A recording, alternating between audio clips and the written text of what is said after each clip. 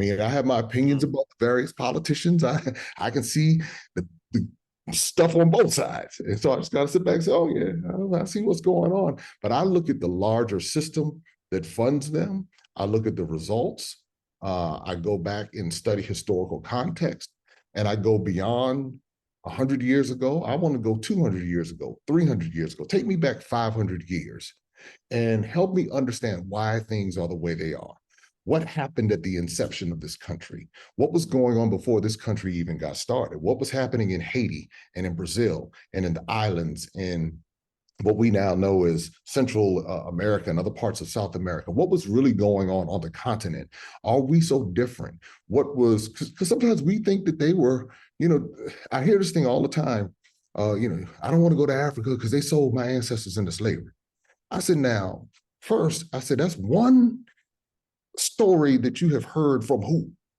And then I said, but do you understand that if, let's say that is the case, there were still people who were left behind, who lost their families, who lost their villages, who were fighting against the very entities that were creating the havoc. They were fighting against the British and the Dutch and the Portuguese and the Spanish and the French and the Germans and the Belgians. There were people who were vehemently fighting against these colonial interests and imperial interests, just like how we've been fighting in the US. But see, when you don't know that, you hear one person say, they sold us. But what about the ones who didn't sell? What about the ones who were fighting against it? What about the people in Namibia who were standing up to the Germans and the British?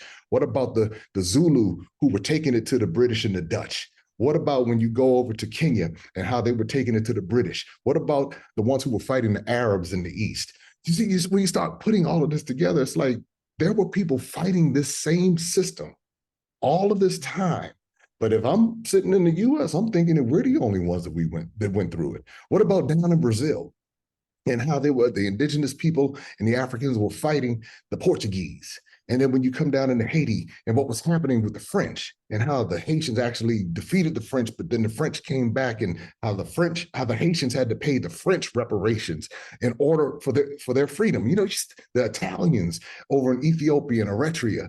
So you start going around the whole continent and you see that this story is much larger.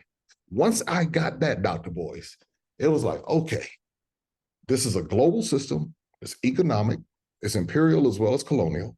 There are a lot of different layers in it. But now that I'm understanding a broader context, it's important for me to bring that information to us, because once we understand with our $1.4 to $1.7 trillion of investing power, now we can redirect our mindset, we can redirect our priorities, we can redirect those options to say, maybe I don't have to be the consumer that they have trained me to be.